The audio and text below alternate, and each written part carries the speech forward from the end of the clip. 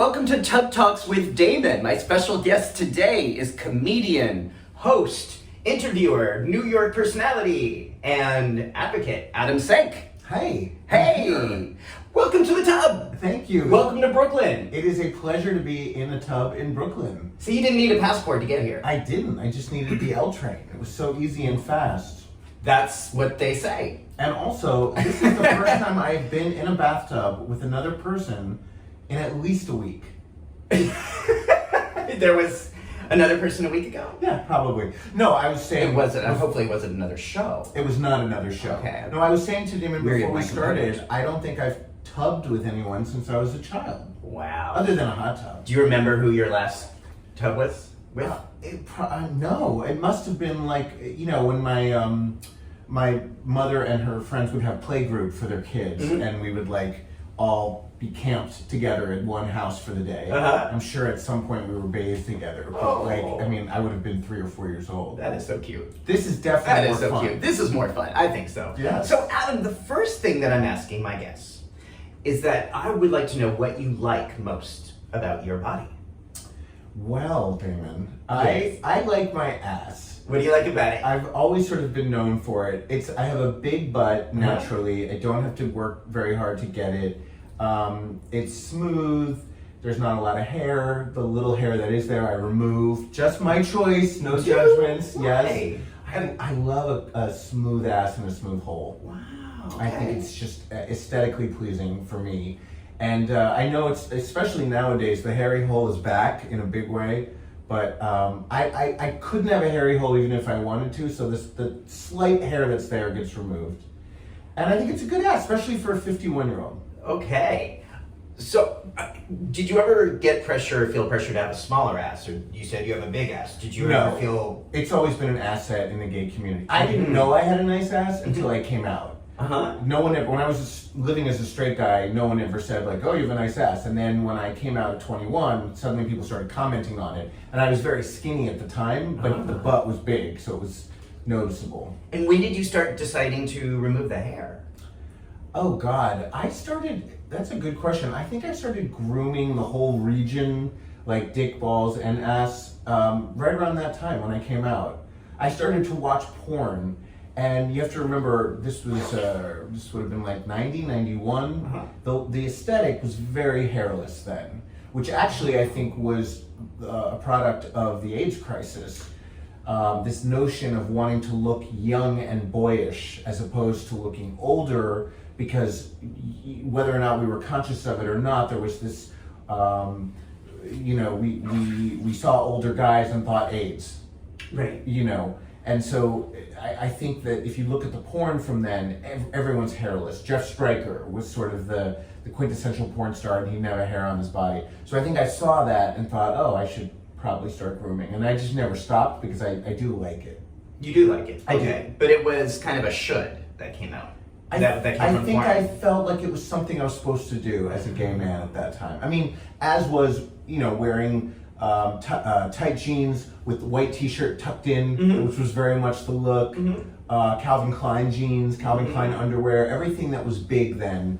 I didn't have any other guide other than what I saw in the magazines and in porn and at the gay bars, and so that's what I went by. And where was this? This was in Ann Arbor, Michigan. Okay. I'm from New Jersey, but I went to college in Ann Arbor, and that's where I came out. Fascinating. So there's been a lot of speculation, and it's probably all true, about why the aesthetic in the gay community went from hairy to smooth. If you trace the magazines and porn from the 70s to the early 90s. Yes. But some people have theorized that it was because of AIDS, or rather it was the wanting to remove hair was to try to prove I'm healthy, to show that I don't have Kaposi sarcoma on my body. I think that was... And that's where the pressure started. Again, I think much of this may have been unconscious or subconscious, but I do think that's very likely. And I also just think the younger you were, the less likely you were to have been exposed, or so the thinking went at the time. I know that I,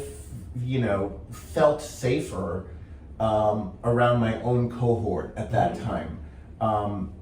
And that, there was no rhyme or reason to that. It was just sort of a stereotype that we don't want to deal with that, so we're gonna just stay these like scrubbed young hairless college boys, and that'll keep us safe. It was really just a denial, is what it was. Right.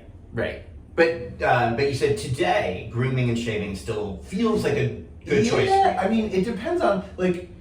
There are some men that I see who have a lot of hair, and I think they look hot as fuck. It's not that I can't be with a hairy guy, but for me personally, I don't think I look good hairy. I have a slender frame. I like my skin. That's another thing I like on myself, and I like honestly more than anything is when I'm having sex with someone. I love the feeling of skin against skin. Hair to me, if there's a lot of hair, it's kind of a barrier. Oh, that's interesting. So you like the tactile skin on skin? I do. I've always liked that. And maybe that came from my first sexual experiences when I was hairless and the other boy was hairless too. Wow. You know, when I was a teenager. Wow. So that was like playing around as a teen in New Jersey? Yes. Wow. As often as I could. That's sweet. So you went to Ann Arbor, and what did you study in college? I was a psych major technically, but I Me too. also. Oh, where you We went have to so go? much in common. Santa Cruz, California. Oh, nice. Interesting. But I took a lot of English and literature and language courses. I was very interested in language. I took Spanish and French, a lot of linguistics, theater. So psych was my major, but I probably took as many language courses as I did psych courses. Did you ever want to be a therapist? I did for a minute. I mean, I think in the early days, the idea was I was going to be a doctor like my father, and I knew I didn't want to be a pediatrician like him, so I thought like, oh, I'll be a psychiatrist. And, you know, it quickly dawned on me that I did not have the math or the science to go to medical school, nor was I interested in learning everything you need to learn. But I was interested in therapy and in being a psychotherapist, and I thought maybe that was something I would do. And it's still kind of one of those, you know, you have those thoughts sometimes like, I should quit my job and become a teacher. Like that's something I think about, and sometimes it's, I should quit my job and, you know, get a master's degree in psychotherapy and become a therapist. I think I could do it. I think I would enjoy working with people on that level. Yeah. I'm very interested in people. So I am a therapist, and one of the things I help people do is kind of explore their lives without the word should. Right. Because I think should is often a barrier to living our truth. Right. And should sort of implies that there's like this governmental arbiter of morality and, you know, decision making. Right. But I wonder for you if it feels like a match, if it feels like something that's in your heart. You know, I think there's a lot of therapy that people can learn in school, but sometimes if you have it, you have it. Right. There's certain things they can't teach you in school. If you love it, you love it. If you don't, you don't. Yeah, totally. My whole career has been so haphazard. Like I've had so many jobs, and each job I just kind of fallen into without much thinking.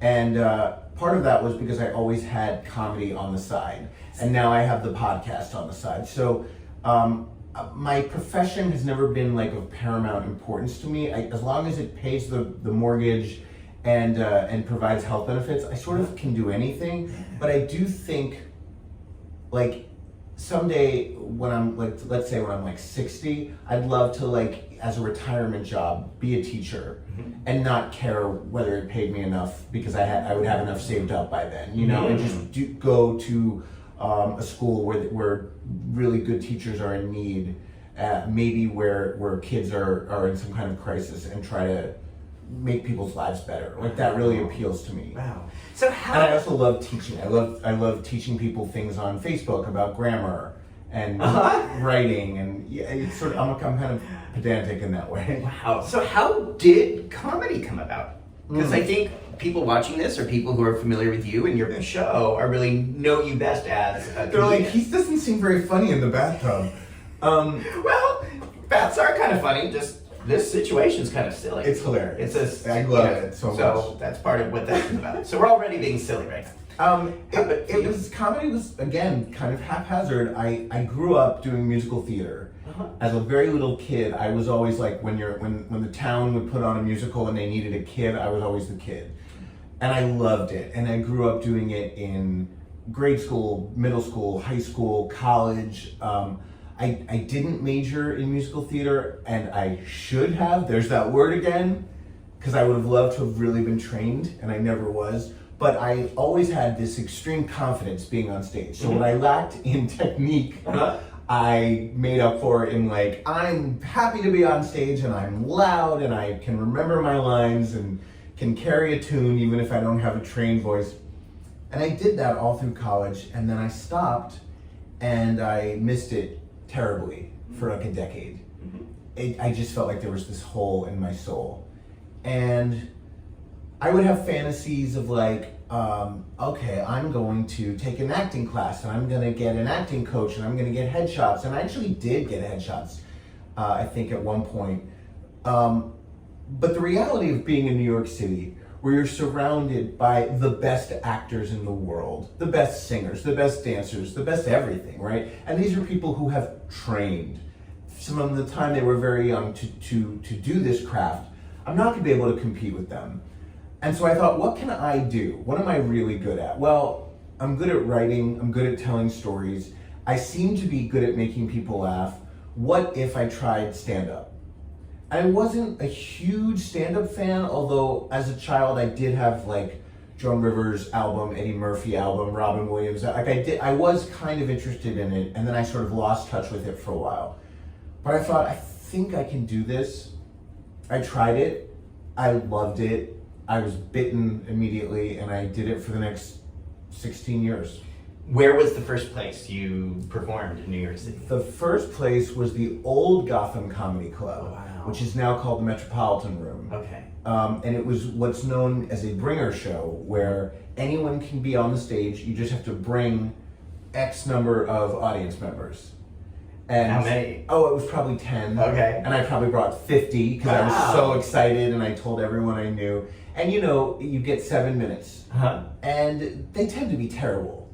You know, they're not good shows because everyone's a beginner, but they're fun because the audience is very supportive. It's a friendly audience, you know. So very often when you do a bringer, and your first time you go, oh my God, I'm amazingly talented. I can totally do this, because it's not a real comedy club audience.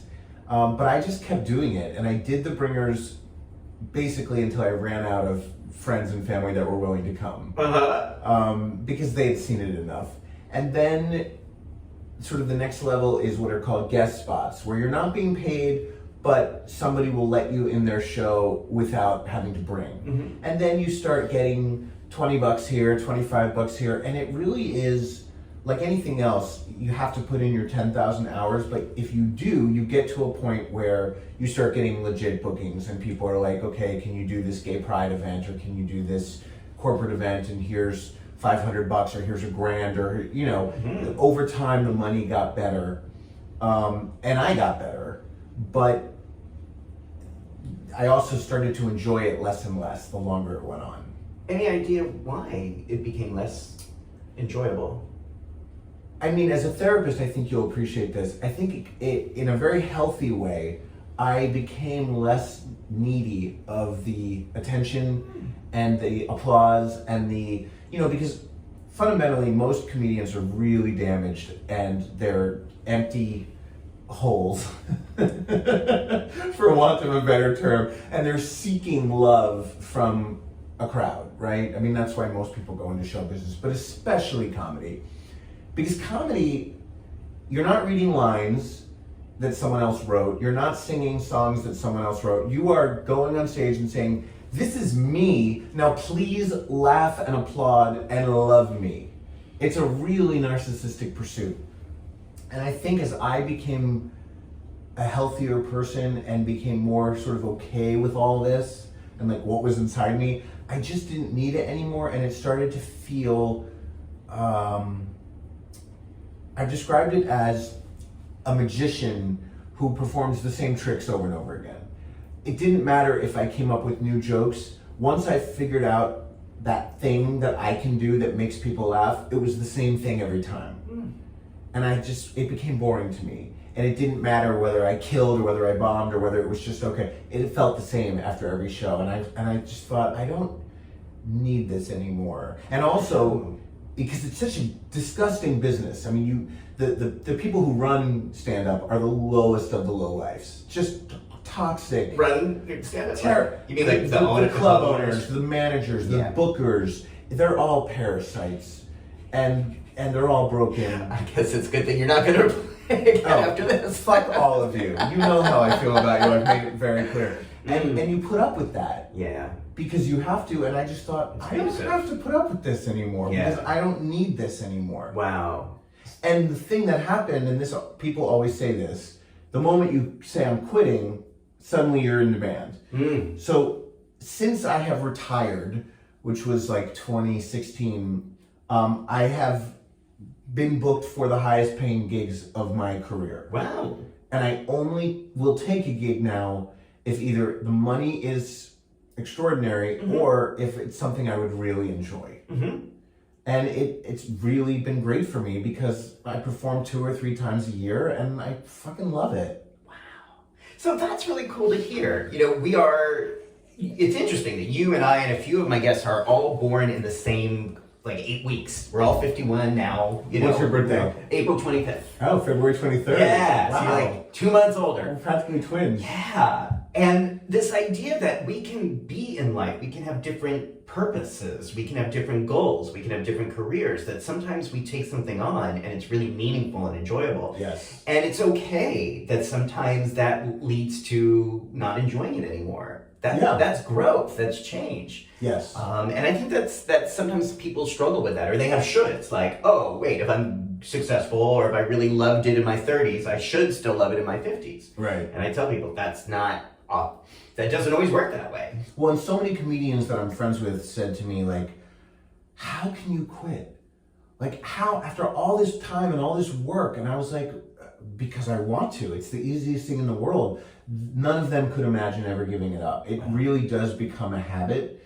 And for me, it became it was an addiction that became less and less addictive the longer it went on. Well, like you said, you didn't really need that kind of drug anymore. You didn't need that applause, that approval, validation anymore from the audience. I will say, I did want to keep 1 foot into show business or sort of being a public persona, and that's one of the reasons I started the podcast. So I was going to ask you how the podcast then sort of dovetailed with your retiring from stand-up. Or was it exactly one? There was some overlap. There was probably a year of overlap there. Right, because I started the podcast in 2017 and I had my final show in early 2019. Wow, so you were doing a weekly podcast, which we're going to talk about, and then doing your show. And that was a very busy year. And a full-time job. Yeah. Okay. Yeah, it was bad. Podcasting is actually my true love. And since I was a very little boy, I have been a huge fan of radio. I was very young listening to Dr. Ruth Westheimer on WYNY. Sexually on the air. I called her when I was 16. You did? I asked her a question on the air. What did you ask her? I asked her, this is so funny for so many reasons. I asked her how I could make my girlfriend more comfortable when I was having sex with her because she found it painful. At age 16. And I do not have a big dick. I don't know why she had trouble with it, but Dr. Ruth said, try putting a pillow underneath her midsection to elevate the vagina and facilitate the entry of the penis. And we did.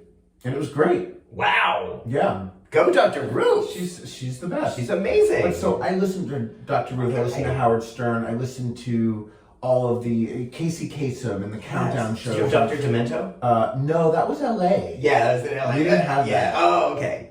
That's a wonderful show to grow up. But all of the New York, Carol Miller on WYNY was one of my favorites.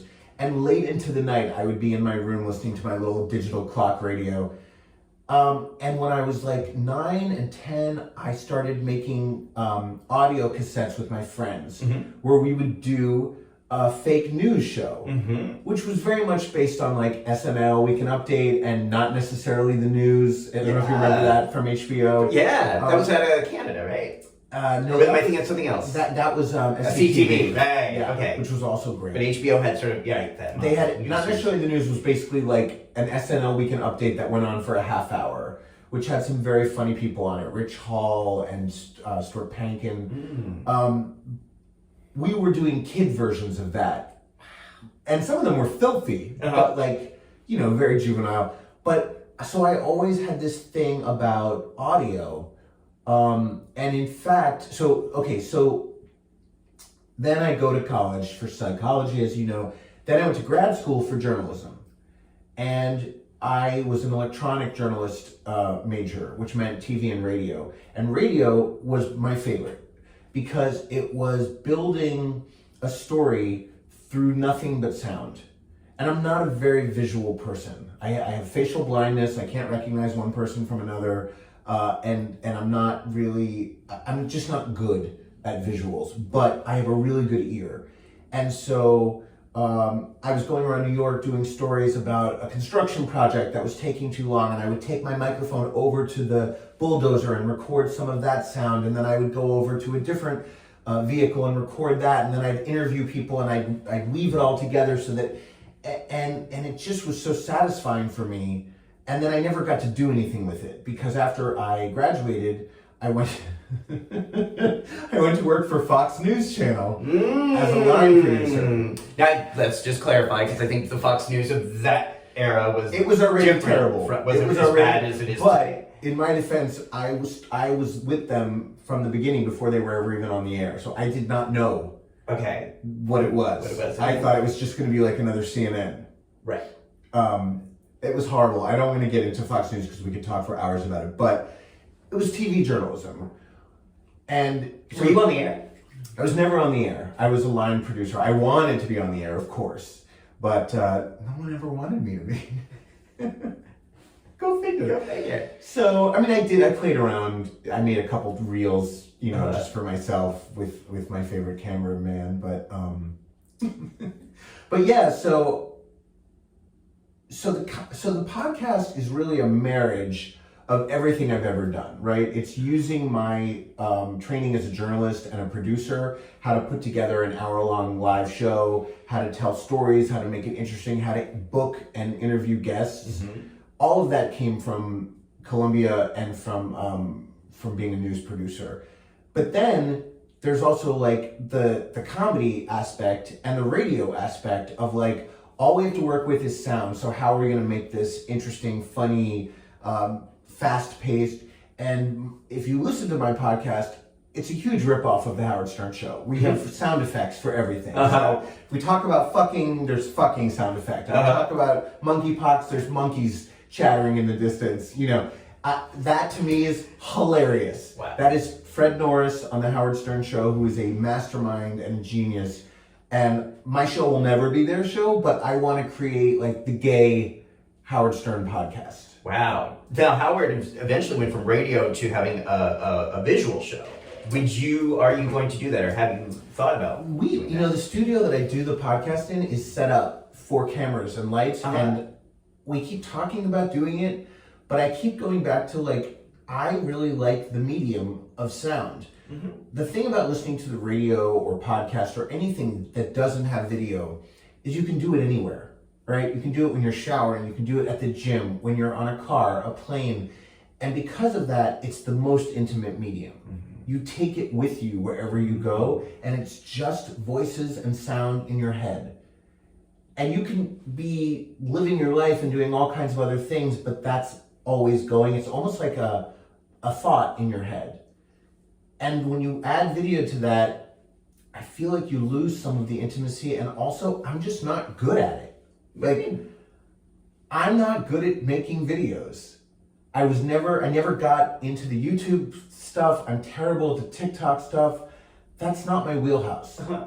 I'm a talker, and I love to talk to people and interview them and just create a sound record of that experience, and not have to worry about how do I look, where's my face, what's happening behind me, how can we edit this and make it funnier or faster. I don't know. It's weird, I guess, but I also when I'm doing the podcast, I'm like this. I'm looking at the notes. I'm looking over here. I'm talking to my producer.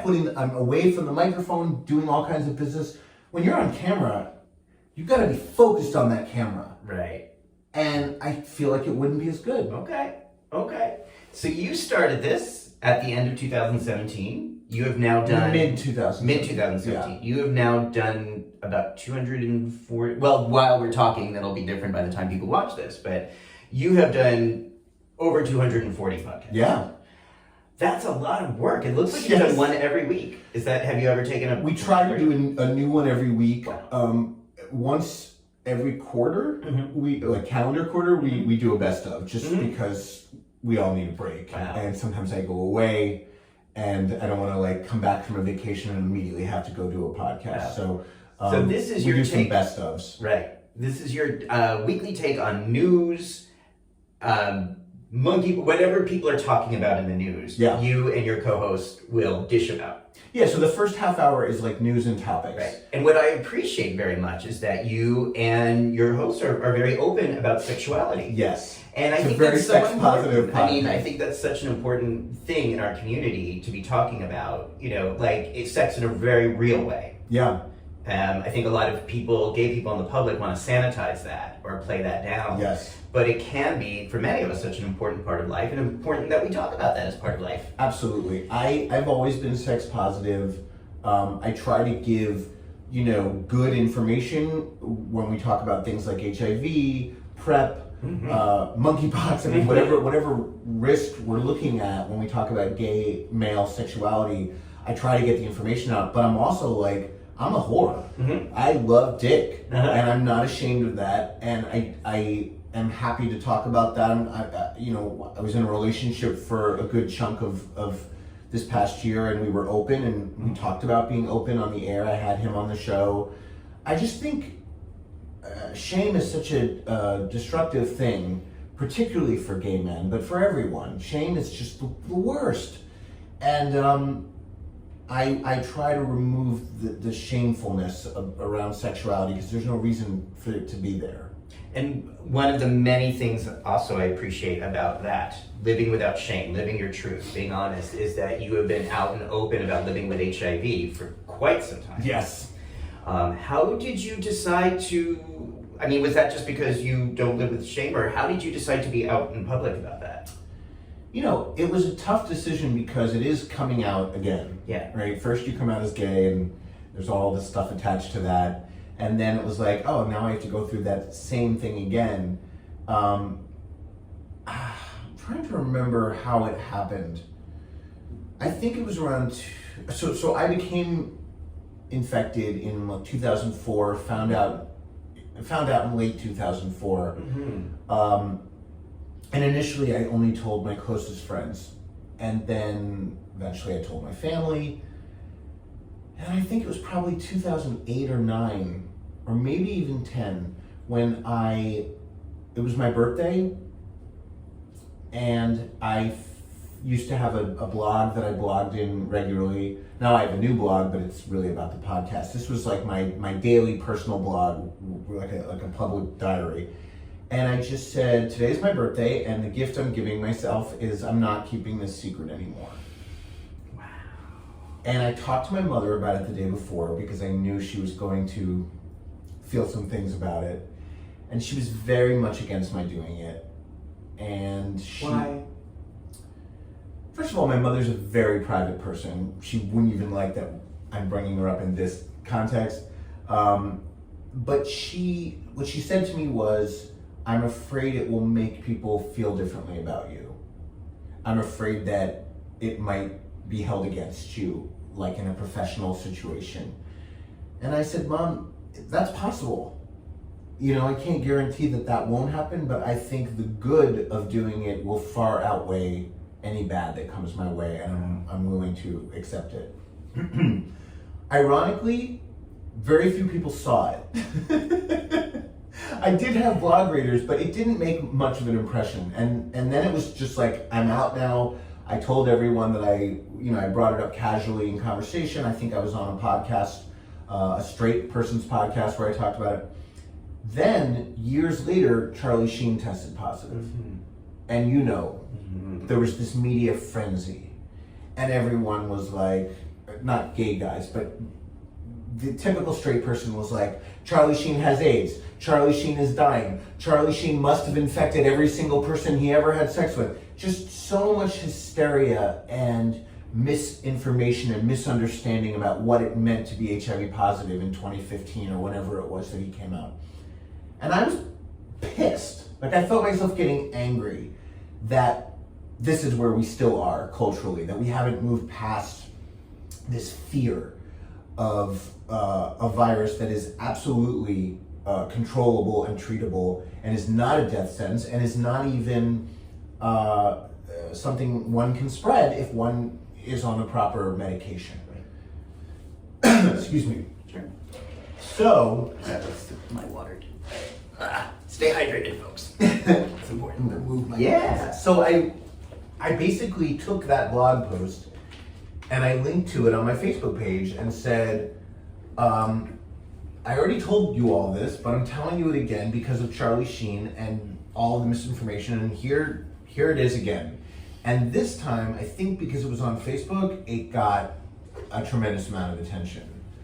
There were hundreds of views and comments and shares, and I was asked to... So it happened on Facebook, it really happened. Yes, that's exactly yeah. right. Okay. and it was published somewhere, and then I think I became sort of known as like the HIV positive guy who talks about having HIV. Did that change your stand-up at all, or did that change your audiences at all at the time? Because you were regularly doing stand-up at that point. You know, I only ever had one HIV joke, and I think I've heard it, but about the white elephant party. Yeah. The way that I told it, Yeah. my tag would be like, "Oh, shut up, we all have it."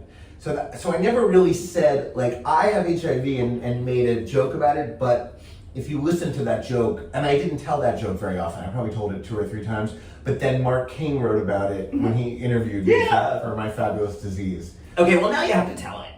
For people watching this, they're gonna be like, "Wait, what's the white elephant joke?" It's very edgy. So the joke is, a friend of mine texted me. He goes, Adam, this was around Christmas time. He goes, "Adam, I'm having a white elephant party and I'd like you to come." And I said, "A white elephant party? What is that? Is that just like a bunch of well-hung guys sitting around doing coke? Because if so, I am there." And he goes, "No, a white elephant party is you bring something to the party that someone else gave you, something horrible that you hate, and then you give it to someone else at the party." And I said, "Oh, like HIV? Because I've been to those parties and they are fun." And I told it once at therapy and everyone booed. Oh. Except for like 2 people who laughed, and one of them came up to me afterwards and he's like, "I'm HIV positive and that joke's hilarious. Yes. Keep telling it." But I never really made it part of my stand-up. Yes. I think once when I did an AIDSWalk show, like post AIDSWalk, I think I said like, "What an AIDSWalk, like I actually got AIDS during the walk." This was for like a specifically gay audience, not for like the general AIDSWalk audience. But that didn't go over well. Oh dear, oh dear. So how do you feel? How do you navigate disclosure? A lot of people living with HIV, With partners? Yeah, with partners, sort of go back and forth. Some are just like, "I'm going to be open with everybody on every platform, every application. I'm just going to say it the way it is so I don't have to think about it."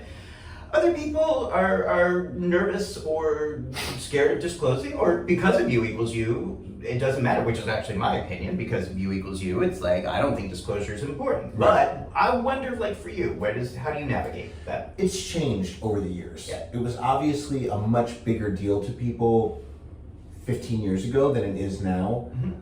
I'm so fortunate that I was one of the first people to take the 1 pill a day HIV treatment. My doctor, when I first was diagnosed, my doctor put me on 2 pills, and then he said, "Oh, they just combine those into 1 pill called a tripla." And I was like a guinea pig for a tripla, and I was on it for 10 years, and it was great. And I only got switched to something newer because they were like, "We think a tripla is making you fat." And I was like, "Yes, it is harder to lose weight." I think there was more of an urgency for me in the early days to make sure people knew up front, because there were people who were like, "I can't." And if that was going to be their reaction, I wanted to know it before we did anything. I did not want to ever feel like I had somehow tricked them, or if in the unlikely event we actually liked each other and wanted to be more than just sex partners and date, I needed to know that wasn't going to be an issue for them. Over time, it's amazing what PrEP has done. Like, almost nobody asks. Certainly if they do, I'm always honest. I'm not on any of the apps currently. When I have been, I always say that I'm positive just because I don't want to have to deal with the people for whom it's and by the way, I respect those people's right to feel that way. To not want to sleep with someone who's HIV positive. It's not rational, but I was there once. For years I was there. I was terrified of catching HIV, and so I was a serosorter, and it didn't work. Spoiler alert, I got infected anyway. But I identify with the fear, and I identify with doing everything you think you can to stay negative. It seems rather outdated when we have PrEP and when, undetectable is untransmittable. A couple years ago, I had an experience with a gay medical student who was one of the most pos-phobic people I ever met. And that upset me because I was like, you should not be a doctor if you're not going to learn the basics about HIV. I was like, you don't have to fuck me, but understand how ignorant you are. That this is he wouldn't do anything with me. And we met on an app, and I was like, there's something wrong if you're a medical student and you don't understand that there's no risk here. So, disclosure, I would say, is mostly a non-issue, but I do try to get it out there as early as possible with people, so there's no awkwardness and there's no it doesn't make me feel bad. It makes me feel bad for them that they're so clueless, but I definitely don't want it to be an issue, so I just want to deal with it right away. Wow. How did you tested positive in 2004? Yeah. How and when do you remember learning about U equals U, about the science that undetectable means untransmittable? I think, well, first of all, I had to learn. Yeah, I'm just going to shift myself. I think first I learned what undetectable meant because I had to for my own treatment. And for a long time in medical communities, they were saying, well, undetectable brings down risk, but they were still using the term risk. They were still saying it wasn't zero for quite a while. Do you remember, was there a moment that you can recall when you actually learned that undetectable means zero risk? I want to say it was around the time that the We Are All Clean movement with Jack McEnroe was starting. I posed with my butt out for that at the time. Still have that picture on my phone. It's a good one. It's me in the shower naked. I don't remember. I guess it was probably around the time that we started hearing about PrEP. Now, I knew about PEP long before I knew about PrEP. There was a moment when before PrEP, when I had sex with a guy where I was the top. I know it's shocking, it doesn't happen that often, but we used a condom, and when I pulled out, the condom stayed in him. And we were both very worried, and we called my doctor to try to get information about PEP, and that's a whole nother story. But so I knew that was something that was being done retroactively. When PrEP came along, it was just great news for everybody, because for people who were negative, it meant that this fear could be done away with, and for those of us who were positive, we no longer had to be treated like pariahs. And I think soon after that, they were like, if you're undetectable, regardless of whether or not the other person is on PrEP, you really can't infect them. And that was kind of like, whoa. For me, that was just a tremendous relief. I never, ever, the thought of infecting someone else and having someone else go through the trauma of testing positive, I didn't want to ever do that to someone else. Right. So I felt like it was my responsibility to keep my partners negative, even if they weren't concerned about it. Right. You know, what you speak to is such a very common and unfortunate experience that I know people watching this know, but I think a lot of people who aren't in the gay community, that so much of our sexuality has been wrapped in that framework of risk, of trauma, of fear. Yeah. That pleasurable, intimate sex is often sort of was in this cloud of like, uh-oh, something bad could happen. Yeah. And for a long time, that was HIV. I think PrEP and U equals U really lifted that, took away that fear. So no matter who is fucking who or who comes inside who, at any point, HIV is out of the equation. Yeah.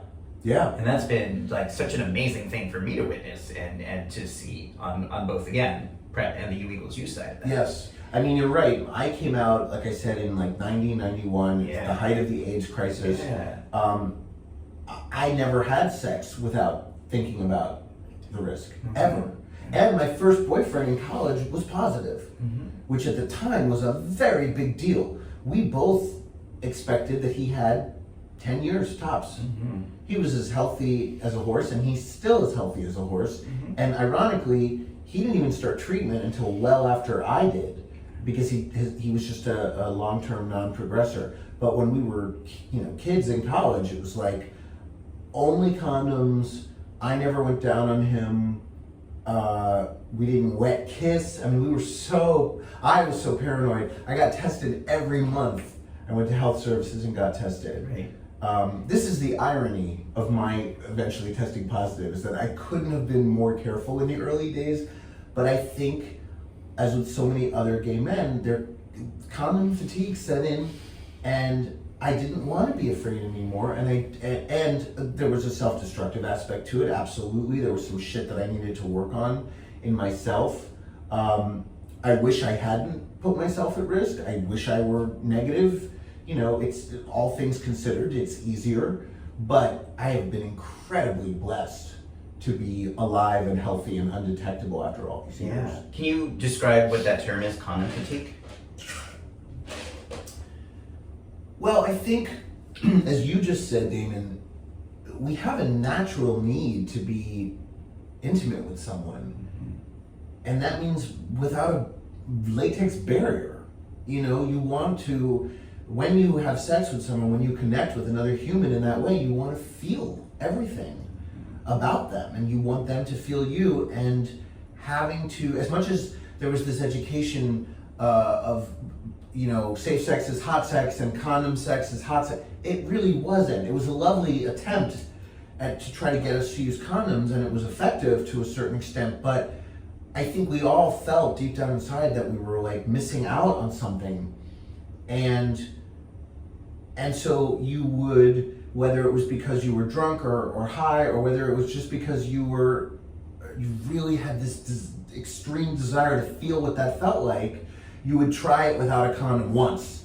For me, it was, because I was a top for a while when I was young, before I became more of a verse bottom. For me, it was like, let me just stick it in for a second. Yeah. And oh my God, that feels so good. Okay, I'm gonna pull out. Now I'm gonna put a condom on. So that's how it started. And once you start playing with that risk, it gets harder and harder to not do it. Yeah. And over time, the risk that I was taking became greater. I still was very shocked when I tested positive, because as far as I know, nobody ever came inside me, ever, before I tested positive. Really? Yeah. There's still some question as to how I got this. But I let people in.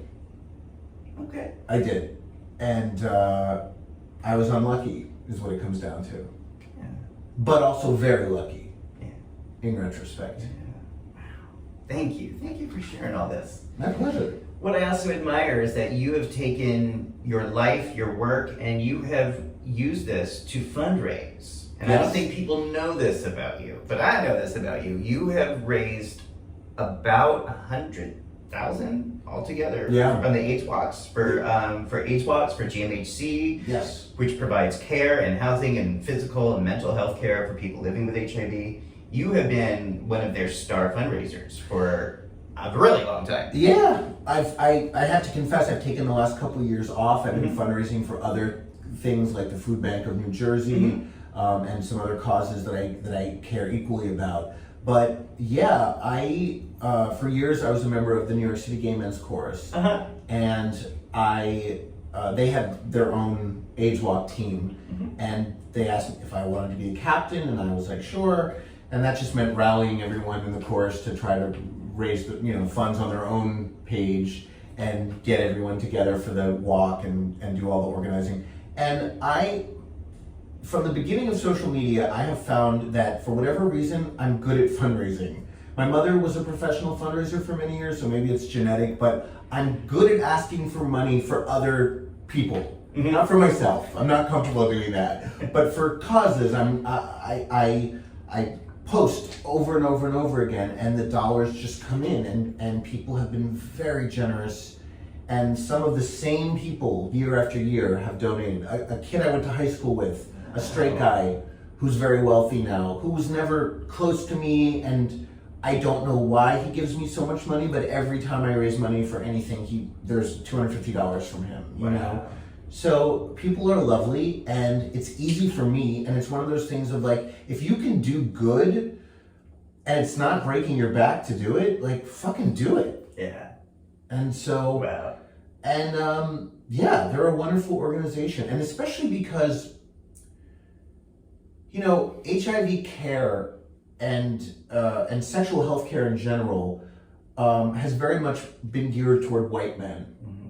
White cisgender gay men, and it's been that way from the beginning. And what I love so much about GMHC is that they specifically serve an underserved population, people of color, trans women, people who are struggling with homelessness and mental health issues. It's not just about HIV, but it is about HIV in communities where they're not getting the proper care, they're not getting the attention they deserve, they're not getting their basic needs met. And so even though GMHC was started by gay white men and was very much for gay white men, I think in the early days, it has morphed into a social services organization that serves the most underserved communities in New York. Beautiful, beautiful. Oh, Adam, it is such a privilege to talk with you. You too. So much. It's been fun. So this is the first time I've ever had my hand on another man's dick while he's interviewing me. Really? This is the first? I think so. All right. I mean, in the studio, I guess we could do it, but we never have. Yeah, like you said, there's no cameras. Right. So, okay.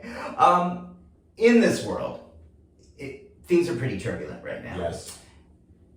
What, if anything, we're both 51, we've both seen a lot, and we're both seeing a lot today. What, if anything, gives you a sense of hope? Oh, that's a good question.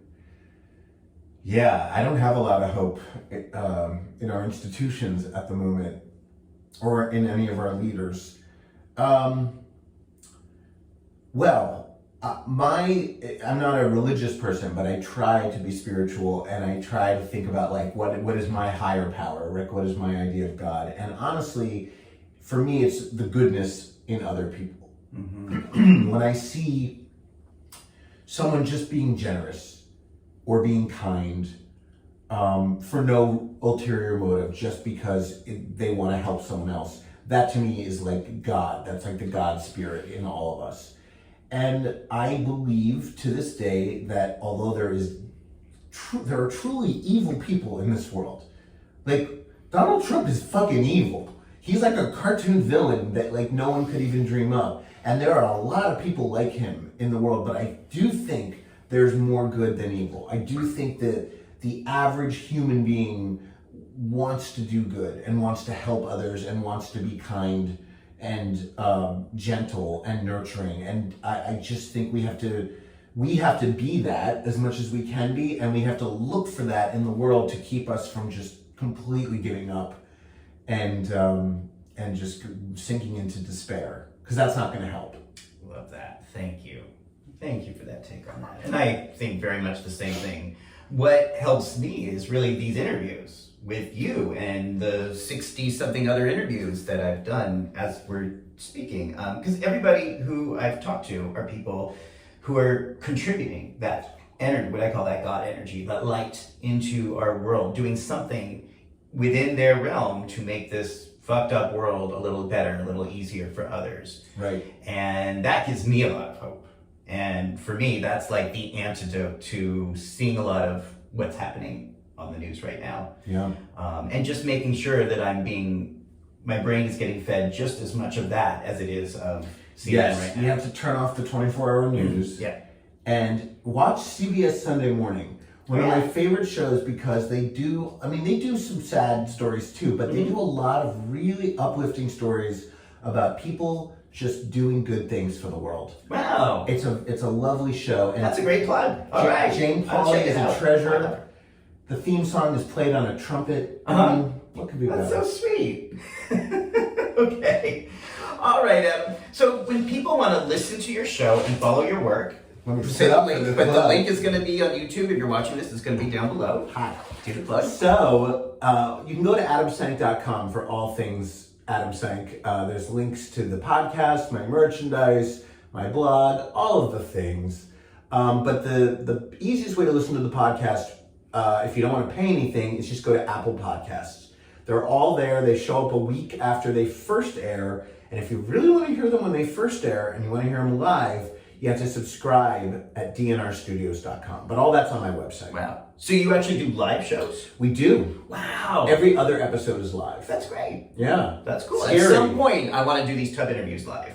But I don't have enough subscribers. So if you like this interview and you want to eventually see me do live streaming in the bath, press subscribe. Because once they get 1,000 subscribers, they start to give you those. Oh, is that how that works? Yeah. Oh, wow. That's what I'm working on. That's what I'm working Well, on. I will have you on my show. I would love that. And then we can promote the hell out of your bathtub. I would love that. Good. I would love that. All right. Sign me up. I'll be at the studio. No, I don't have to wear, well, there's no cameras, so I don't have to wear clothes. Correct.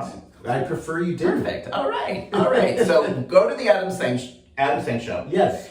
And check out the whole trove. You can scroll. All 241 and plus, by the time you're watching this, there's going to be a lot more. But you can go and you can see who the guests were. We have the porn stars, we have drag queens, we have actors, singers, activists.